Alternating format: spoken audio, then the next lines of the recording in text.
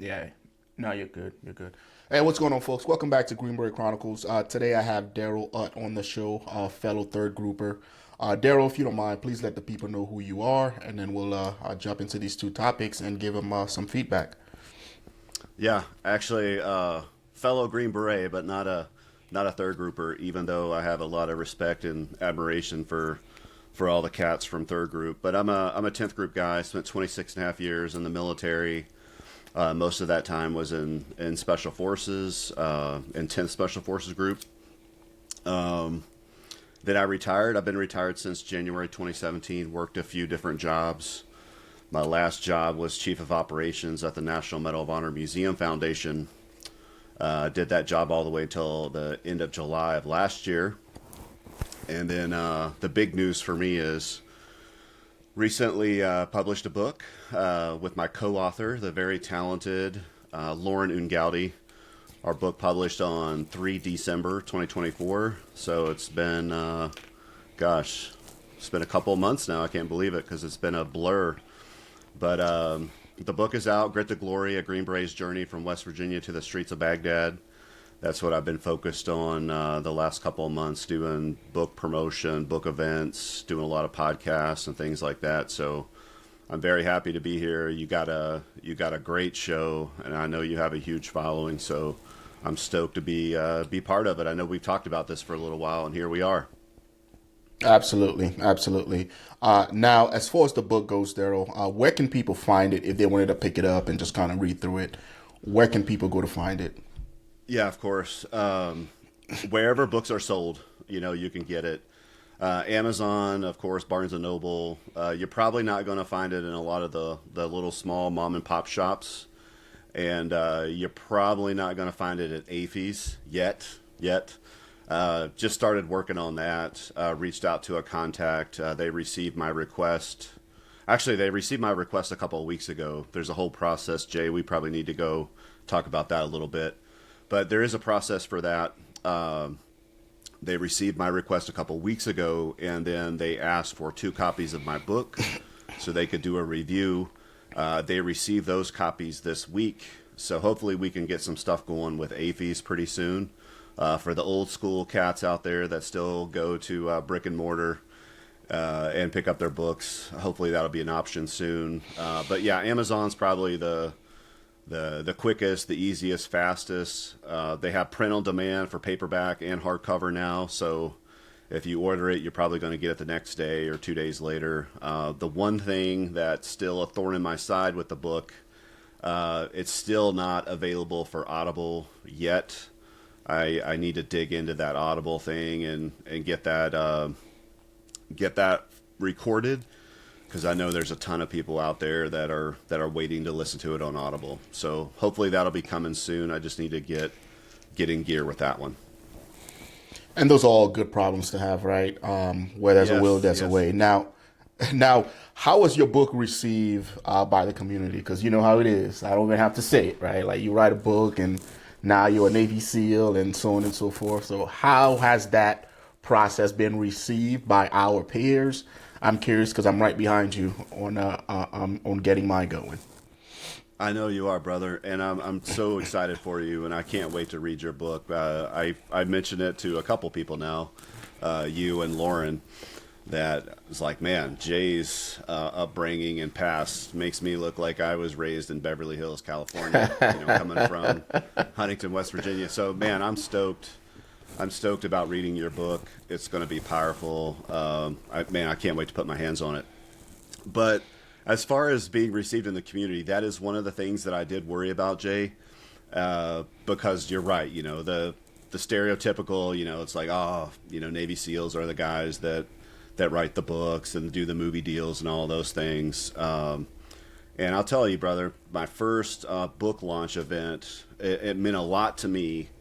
I wanted to do it down in San Antonio, Texas at Long Tab Brewing Company because a fellow Green Beret owns that establishment, Long Tab. So really wanted to do it down at his place and was able to do that. And surprisingly, man, there was a ton of dudes that showed up. One of the guys, Sergeant Major Charles Chitwood, him and I grew up together in 10th Group, and we're stationed in Stuttgart together and Fort Carson, and did a bunch of trips to Iraq. I think he drove like 6 hours. He's somewhere in Texas, but he drove 6 hours to be there and to spend an hour, 2 hours with the fellas, and then he drove 6 hours back home. So that was a huge honor for me, man. I was very humbled by that. But when you have a bunch of Green Berets in the room, same room, they were all there, and then the conversation started flowing. It's like, hey man, what really motivated you? What inspired you to write the book? And I started telling my story about being on podcast, and people were like, man, you got some great stories. Have you ever thought about writing a book? So kind of went down that whole road. And then, obviously writing the book, I wanted to honor my teammates. I wanted to honor all those that served in GWAT. And I think I did a decent job. Lauren and I did a decent job of doing that. To inspire the next generation, like I was inspired when I was growing up reading about LERPs and Green Berets in Vietnam and things like that. So I thought that was pretty important. But one of the guys kind of really dug in a little bit, and he's like, man, I really want to write a book. I really do. And this was a guy that, man, he was a mentor to me. He was a guy that I really looked up to and respected. And he was on the fence, and he's like, man, I just don't know. There's a bunch of people that are going to say this and that. I was like, hey, man, you got to block the outside noise. And I told him this story, and this is God's honest truth. When I was going through the process of writing the book, it was done. We were still doing like some editing and things like that. I had this stupid thing that happened to me when I was working out in the gym, and I was doing bench press, and it was only 135 pounds, and I'm a big guy, so 135 is not that much weight at all. But what happened was I ended up pulling something in my chest, and I didn't realize it. I didn't know what it was, and it didn't even dawn on me to think that, hey, something just happened to me, because it was so light. It was only 135. So I thought I was having a heart attack, dude. I thought I was literally having a heart attack. And I called my provider, and I said, hey, I think something's wrong. I'm not for sure, if it's a heart attack or whatever, but, I described the pain in my chest. And they were like, hey, you can't mess around with this. Get to the hospital immediately. Go to the ER immediately. And here's me, man. I'm thinking about other people. I didn't want to go into the ER and block a slot from someone else that really needed care because, I had an owie. But lesson learned, you can't take those type of things lightly. So I went to the ER. Thankfully, there was no one there. They got me in so quick, man, so quick. They did all the tests. There was nothing wrong. But when I was going through that process, dude, it dawned on me. I was like, hey, if this is it, if I'm dying, at least I got something for my kids and my grandkids and my family members that really don't know what I did or what we went through, like for you serving in Iraq and Afghanistan, for me serving in Iraq. I was like, at least I have something that my family will be able to remember. It's not ready yet. It's almost, but I'm sure they'll go ahead and push it out. So I told my buddy that story. And in that moment, man, everything was like, I had a clean conscience, like, let the shit talk, start, like, oh, you think you're a Navy SEAL? Like, hey, man, that's cool. You can say that all day. But when I felt that, I knew that I'd done the right thing. And then this too, because I know you get a lot of great feedback from dudes, because what you're doing, Jay, you're literally saving lives out there, I think. And it might be hard for you to quantify that. But when guys tune in, and gals, when they tune in and listen to your show and your guests, and you're talking about resilience or mental health or don't quit, keep going, and then maybe they needed to hear that day, and it means a lot to them. So, it's hard to quantify. But when I started getting that feedback from my book, it meant the world to me. Especially, I did a podcast, and they said, hey, Darryl, this was one of the producers. They said, hey, Darryl, one of the guests just wrote in and said that they listened to your podcast. It was a great podcast. And you talked about like working hard, being humble, don't quit. and this person was having a really, really tough weekend. And when they heard your message, they kept going. They didn't quit. And it really resonated with them. So thank you for sharing that message. And I say that to you, dude. I mean, this is your business. This is what you do. So it's hard telling how many lives that you've touched. So thank you for doing what you do, brother. And I hope you keep crushing it, man. I'm a huge supporter. I'm a huge fan. Absolutely, man. And I appreciate it, man. And I tell guys, and again, there's nothing wrong with keeping everything bottled in and going down to the VFW and drinking yourself stupid and holding those stories in and holding those horrors. By all means, we're not sitting here saying there's anything wrong with that. We just don't recommend it, right? If you need to go speak to a professional, if you need to go talk to a buddy, if you want to put it on paper and just journal it and eventually turn it into a book, there's absolutely nothing wrong with sharing your story. I want guys to understand this because there's a difference between quiet professionals and, silent professionals, right? Like, there's certain things you just don't share as far as the sensitivity of the job. We completely understand that. But there's certain things that needs to be shared, and there's certain things that need to be out here in the public, and light needs to be shed on it to help others that are going through the same thing, or just to shed light on what we did for God and country. There's absolutely nothing wrong with it. And I think it's a stigma that we're slowly getting over. And it's, due to people like you that just got done with your book and others that have written the books. And once you start seeing how much it's helping people, because at the end of the day, the naysayers are always going to be around. They're always going to have something to say. They're always going to try to pull you down. But at the end of the day, to your point, as long as you have a clear mind as far as what you're trying to achieve, whether it's for your kin or for others that are going through the same thing, like, as long as your conscience is clear, that's all that matters. And mine is fucking crystal clear, right? From my first video being posted to where I am now, I give two fucks about what anybody has to say. My real teammates, those guys still talk to me till today. They reach out whenever. As much as I love the community, I love my fellow Green Berets. If you're one of those dudes that has something to say or feel some way about it, you can go fuck yourself. All right. With all that said, Darryl, we'll jump into some topics here because I wanted to bring you on to shed light on the book, but also get some feedback from you as it relates to a couple of different topics. First one being, as of late, we have President Donald Trump in power. He's been changing a lot of things. I'm a fan. Everybody knows this. I appreciate what he's doing with the country and renaming Fort Bragg and getting the military where it needs to be. I truly appreciate all of that. However,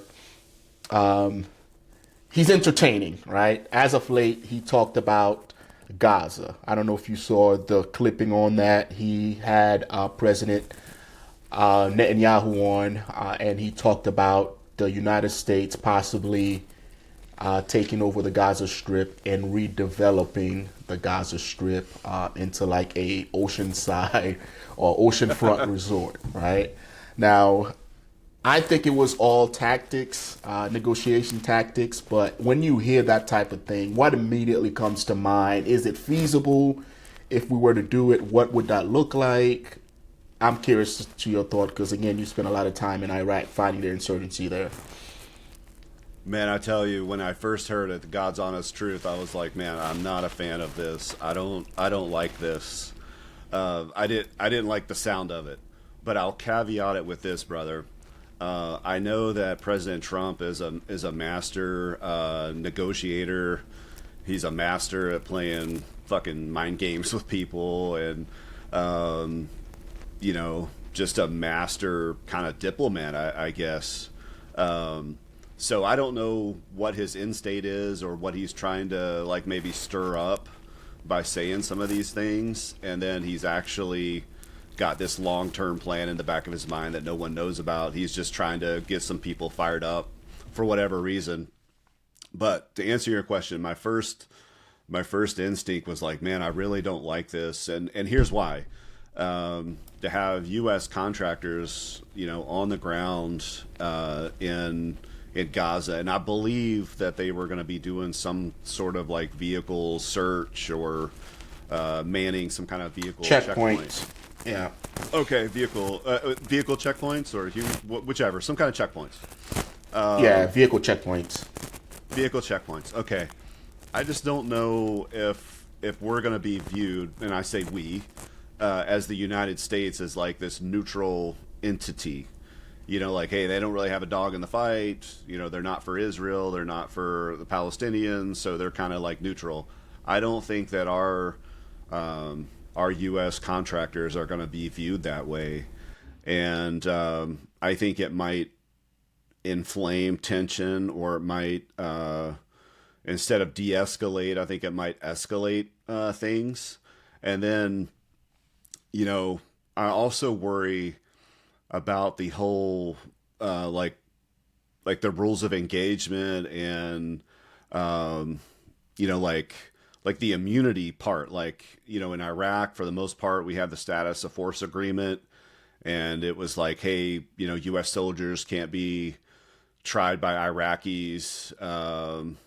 You know, it's like we fell under the Uniform Code of Military Justice. So it kind of makes me wonder, like, hey, if the contractors do go, U.S. contractors are on the ground in Gaza, like, what do they have immunity? Like, if something goes south, what kind of protections are they going to have? Because I know probably there's a bunch of guys and gals out there, dude, and you probably know a bunch of them that are capable, and they want to provide for their family. And I think there's nothing wrong with that, man. They, you know, they need the cash, and they probably have the skills and the capability to do it. But I would caution those folks to make sure they know what they're getting into as far as the immunity. And then if it does go south, if it does go really south, like who's going to be there to bail them out? Like, you know, someone would get kidnapped, or, you know, just who's going to be there to help them out and kind of be that 911 force. Cause I don't think they might not have one. Yeah, I agree 100%. So yeah, we'll see how everything plays out. Because at the end of the day,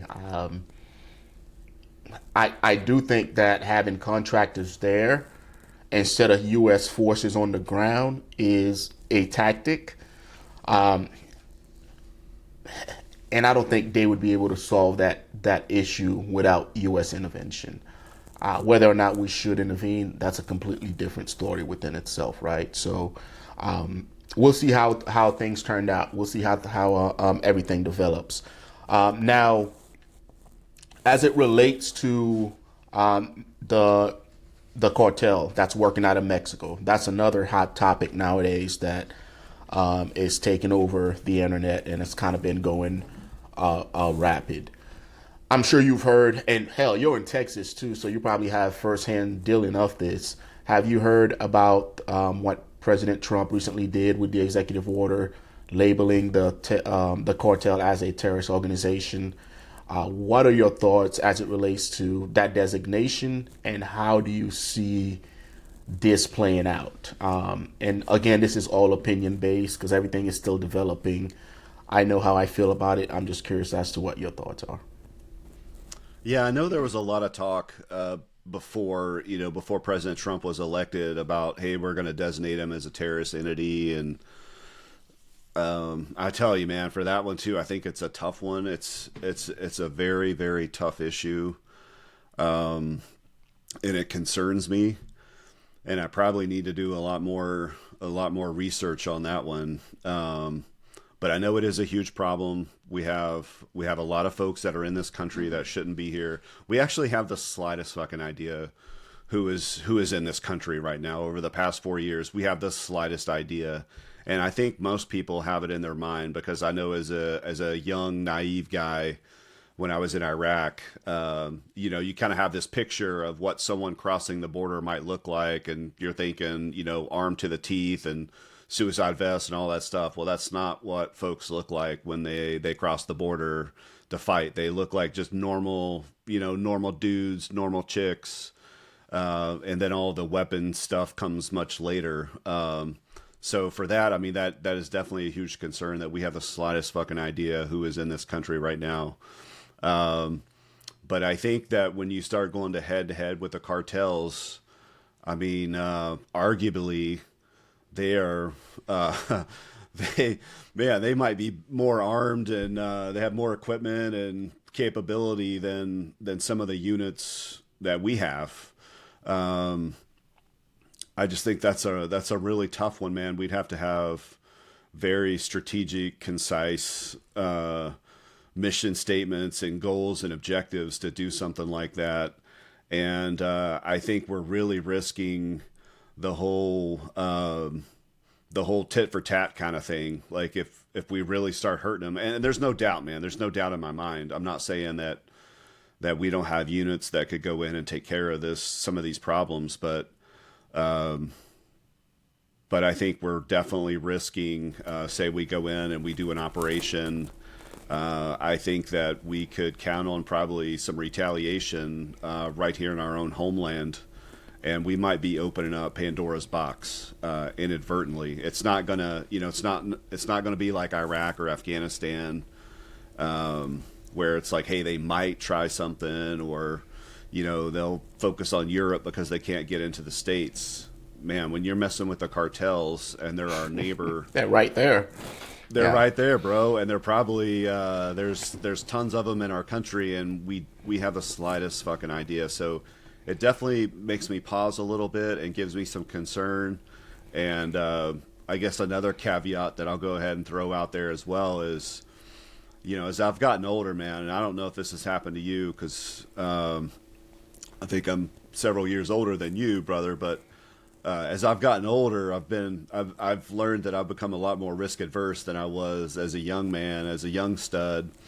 Especially now that I have a son, in the Army, I look at things a little bit differently than the lens when I was serving. So I just wanted to throw that out there. I'm a little bit more risk adverse, and I want to be, especially after 20 years of what we went through, brother, with the GWAT, like I really want to be careful if we're gonna dedicate military force to something that it's no shit. It's planned out thing. And thought out. Yeah. We have to do a great job. That in again, we were younger and dumber when we went into Iraq and Afghanistan, and I keep reverting back to that because that is real life.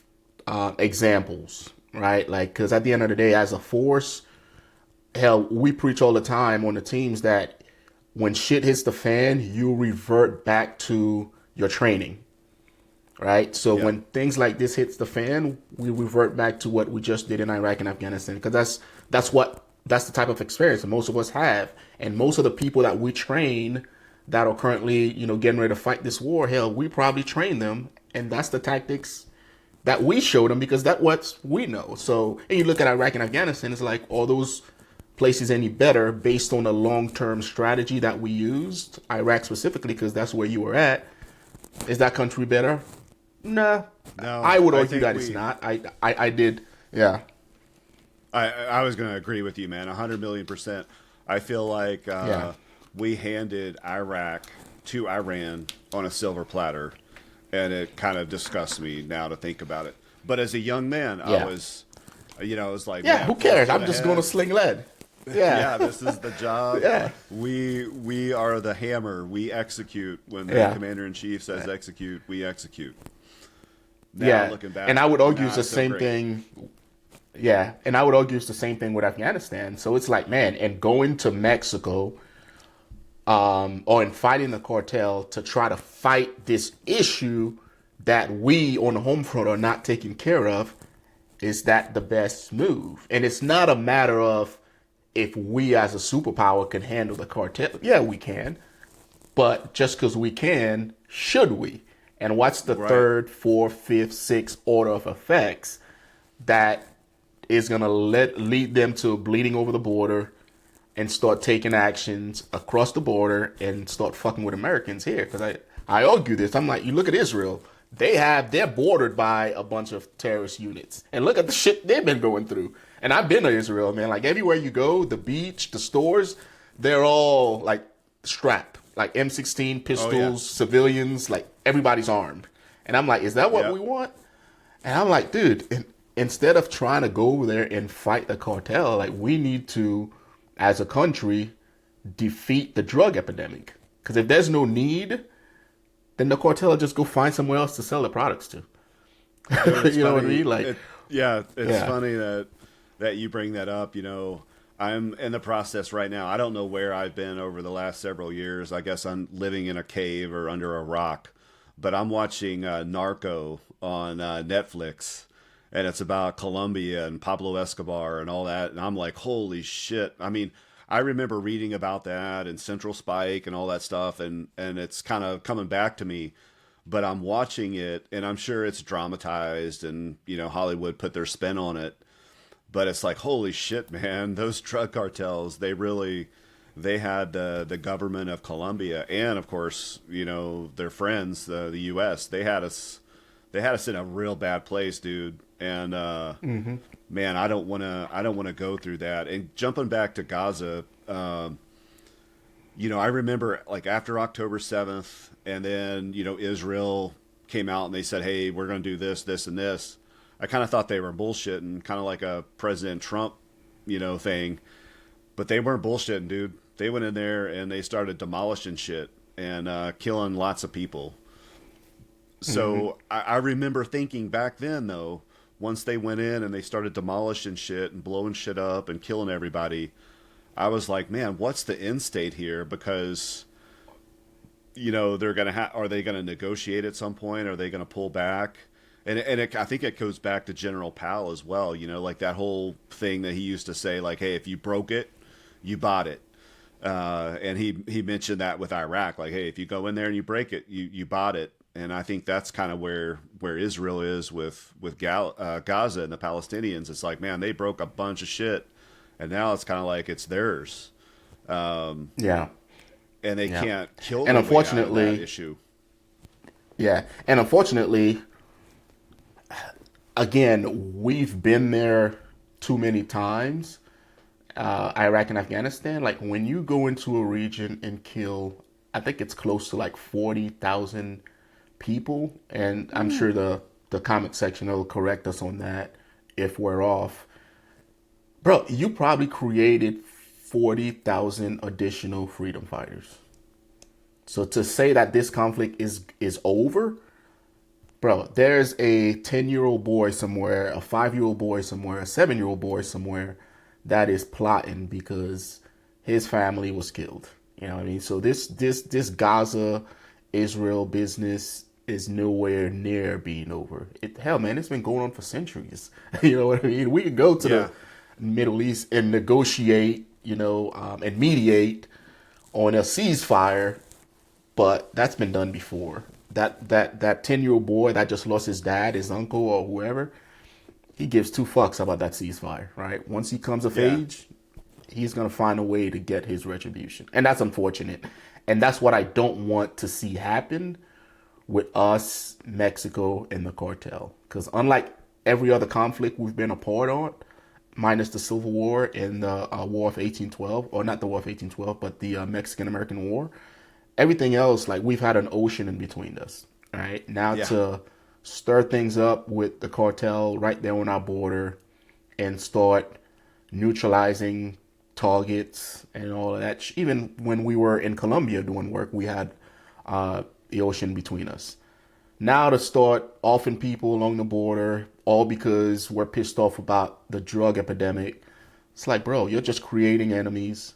All right, that's gonna last for centuries, as opposed to turning inwards and saying, okay, the cartel's only here because we have a drug problem, because our citizens can't stop consuming drugs. That's the real reason why we're here, right? If there's a supply or if there's a demand, someone's going to supply it. If it's not Mexico, it's going to be Canada, right? When there was a heroin epidemic, somebody else was supplying that, whether it was Vietnam or some other countries. Guess what? It was still making its way to the United States. So to say that, oh, the cartel's the problem, I'm like, wait a minute, man. Like, they're a business organization like Google and Instagram and Facebook and all these other places, right? We are the consumers. We have a problem of consuming shit that we have no need to consume. We need to fix that and then slowly watch the cartel's power dwindle away because they have to find someone else to sell their shit to. And I think that's the conversation. Yeah, that's the conversation that we're not having and we need to be having in order to make this thing make sense. So we'll see how it all develops, man. We'll see how it all develops. Jay, I just hope nobody gets hurt in the process. Yeah, let me ask you this, brother. To address that problem, the drug problem, the drug epidemic, and you kind of start peeling back the layers of the onion, if you will. Do you think this goes all the way back? And I've heard other people say this. This is not my original idea because I'm not that smart, man. I'm just a kid from West Virginia. But do you think this all goes back to we really need that father in the household? Is that kind of like one of these issues that could really, maybe like that family? Absolutely. Element? Is that something that could maybe help solve this thing? Absolutely, man. Like, it all starts in the household. It all starts with the values that you instill in your kids, right? If you raise your kids to not do drugs, to not take cocaine when they go off to school and go do all this crazy stuff, then they're not gonna do it, right? They might, stray here and there, but there's no reason why this epidemic should be as big as it is. So I think a couple of different things. One, the household. We got to do a better job at parenting. And then two, we need to follow the money, right? We have to follow the money. Because when it comes to drugs, guess who else benefits from it? And probably one of the biggest corporations within the United States, the fucking prison system, right? The prison systems need to fill beds. They need people in jail, right? What's the easiest way to put people in jail? Like drug dealers, right? Yeah. So, and then you look at money laundering, right? The banks also involved. I read an article not too long ago from 2012. HSBC, they were fined $6 billion because they knew the cartel was laundering money through their banks and they chose not to do anything about it. And eventually, I think it was the FDIC, they found out and they hit them with a fine. So this issue is a lot bigger than just the cartels. It's in the household, parents doing a better job. It's the banks allowing them to launder money. It's the prison system that needs to put people in jail in order to stay in business, right? It's the hospitals that, have to fill beds due to overdose. Like, it's a slew of things, and just targeting one leg of that entire operation. Like, we know from doing those type of operations in Iraq, you target one HVT, you kill him, somebody's just going to step in and fill his shoes, and the operation is going to keep on going. It's the same concept. You get rid of the cartel, guess what? Now somebody else is going to step up to fill the demand, because just because you get rid of them doesn't mean the demand for drugs and the demand to put people in jail is going to go away. It's not. So now another entity is just going to step in and fill the gap, right? We got rid of El Chapo. We got rid of all these different Pablo Escobar. We got rid of him in the 80s. This cartel problem is bigger. Dude, it's bigger than it was back then, and fuck, dude. So it's an interesting conversation to have, man. We'll see how it pans out. We can't do that whack-a-mole shit, man, because I think... I saw that. You saw that in Iraq just as well as I did, and I know that you saw that in Afghanistan. We can't do the whole fucking whack-a-mole thing because it's a losing strategy, dude. Absolutely. But Darryl, before we punch out of here, I got about 5 minutes. Is there anything else you want to share with the audience? I know we talked about your book briefly. Where can people find you and listen to you?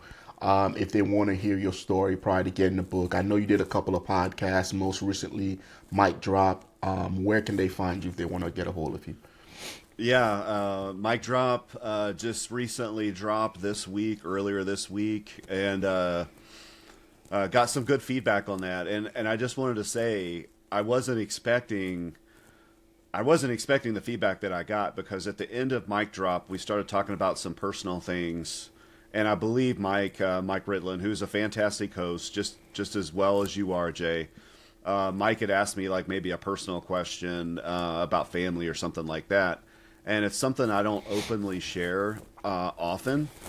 But toward the end of my career, I was a single dad, and I raised my son and daughter while I was still a flipping active duty Green Beret. And I'm so thankful, man. I'm so thankful and grateful that my leadership and the Army and special operations and all that, they allowed me to do this, because I spent 10 years operational in 10th Group.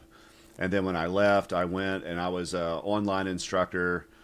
Apologies for anybody out there that I might have pissed off because you didn't do your online work going through ANOC. But I didn't really fail a lot of guys, but there's a few out there. But the Army, and my leadership, they allowed me to be a single dad, and they allowed me to basically stay TDA because I went from SWIC as an instructor over to USAFIC, worked in the G3X, and did a little bit of time in Office of Special Warfare. But they allowed me to do that, man. So we started talking, Mike Ritlin and I, we started talking about me being a single dad and how that came about and how hard that was. And I just recently did a post on LinkedIn about, my hardest job wasn't a Green Beret, wasn't as a chief of operations. It was a fucking single dad, man. Like, that really challenged me. And that's the feedback that I've been getting from the Mic Drop podcast is like, man, that was a great story. Thanks for sharing that. Thanks for talking about the importance of being there to raise your kids and all those things. So there's a bunch of podcasts out there. Combat Story is definitely a popular one that people I hear about a lot. I know this podcast is gonna be great. I'm really active on LinkedIn, and you can find me at Darryl Utt, DARRELL-UTT. I typically post almost every day on LinkedIn, and I'm trying to figure out Instagram. I'm at DARRELL.UTT on Instagram. Trying to learn that one. It's not my strong suit. LinkedIn's my power, but I'm trying to get more. Trying to learn more about Instagram and followers and connections and all that shit. So I would love to connect with folks, love to learn from other people. Just started following the Green Beret Chronicles not too long ago, and I know you're posting a lot of powerful shit, so I appreciate that. But and at the end of my book, once you get there, hopefully, if it's not boring you to death, but at the end of my book, I have my email address. And occasionally I'll get people that will send me an email and tell me their thoughts about the book, and that just makes my day. And finally, I think the last thing I would say, Jay, second to last thing, is if you do read my book, Grit to Glory, and you really, really like it, or if it resonates, or if you appreciate it, do whatever, please go to Amazon and do a review, give a 5-star rating, because that shit really means a lot. I didn't realize, and I'm guilty of this I like to read. I love to read, and I don't really do a lot of reviews. So I've learned how important it is to do those fucking reviews for authors. Like, it really means a lot. And then finally, in closing, I would say, Jay, thank you for this opportunity. I know we've talked about it for a while, and I've been a fan of yours since you kind of came out. If you recall, I remember reaching out to you saying, man, love the show, love what you're doing, keep crushing it, man, keep crushing it. So thanks for allowing me this opportunity, brother. I really appreciate it. Absolutely. But yeah, folks, make sure you go check out Amazon, grab a copy of the book. Darryl sent me a copy. I'm halfway through it now. Awesome story, a little bit of everything for everyone, right? So make sure you check it out, and also LinkedIn and Instagram. Go over there and show him some love. Darryl, I appreciate your time, buddy. If you need anything else, man, let me know. Folks, let us know what you guys think, especially as it relates to Gaza and the Cartel. Let us know in the comment section below, guys. Until next time, take care of yourself.